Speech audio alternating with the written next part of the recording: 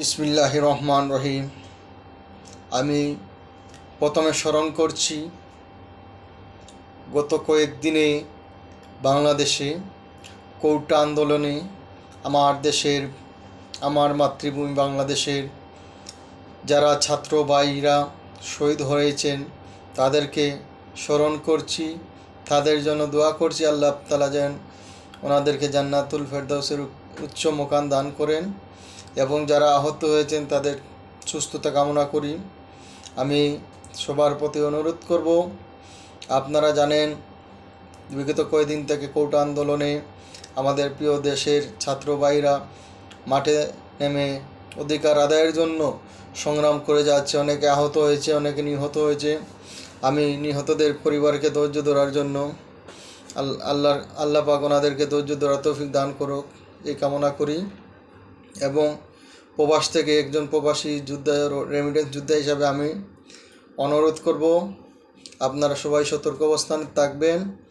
আমরা বর্তমানে এখান থেকে আমরা সব কিছু দেখতেছি, প্রতিটি দেশ থেকে প্রতিটি দেশের সরকার, প্রতিটি দেশের জনগণ এটা আমাদের বাংলাদেশকে নিয়ে চিন্তা ভাবনা করতেছে, অনেকে দেখাশোনা করতেছে মিডিয়ার মাধ্যমে, বিভিন্ন জাতীয় আন্তর্জাতিক গণমাধ্যমগুলা এগুলো প্রকাশ করতেছে, কিন্তু বাংলাদেশের মিডিয়া চ্যানেলগুলো বর্তমানে বয়ঃপ্রীত এবং বাংলাদেশের ইন্টারনেট বন্ধ করে দেওয়া হয়েছে। আপনারা জানেন আজকে 4-5 দিন থেকে আমার বাড়িতেও কথা বলতে পারতেছি না।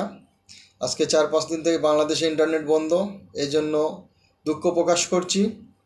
পরিবারের সাথে যোগাযোগ করা যাচ্ছে না। সেনাবাহিনী দিয়ে এই আন্দোলন দমানো যাবে না।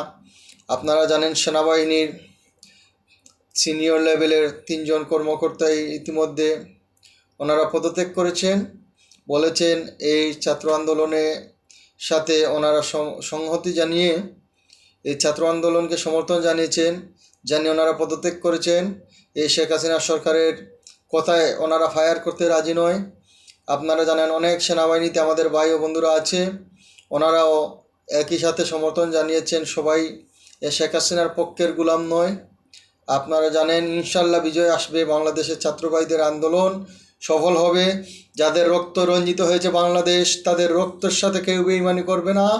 এই রক্তের কথায়, রক্তের বেদনায়, রক্তে বাংলাদেশকে স্বাধীনতা এনে দেবে। ইনশাল্লাহ পূর্ণ অধিকার পাবে বাংলাদেশ। আপনারা সবাই ঐক্যবদ্ধ হয়ে রাজপথে থাকুন।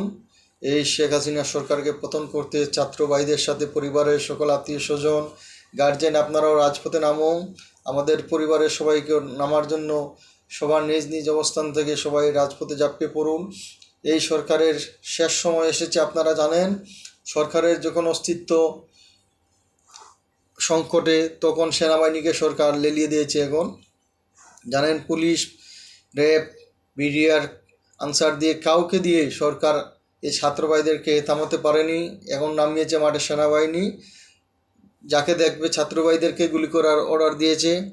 এই গুলি করার উপর, এই নির্দেশনার উপর আমি একজন প্রবাসী হিসাবে তীব্র নিন্দা প্রতিবাদ জানাচ্ছি এবং সবাইকে ঐক্যবদ্ধ হয়ে আবারও এই আন্দোলনে শরিক হওয়ার জন্য অনুরোধ জানাচ্ছি। বাংলাদেশ জিন্দাবাদ, কোটা আন্দোলন জিন্দাবাদ, বাংলাদেশ ছাত্র সমাজ, বাংলাদেশ ছাত্র ভাইদেরকে ধন্যবাদ জানিয়ে আমার এখানেই আজকে ভিডিও ফুটেজ আমি আপনাদের মধ্যে প্রেরণ করলাম। ধন্যবাদ সবাই।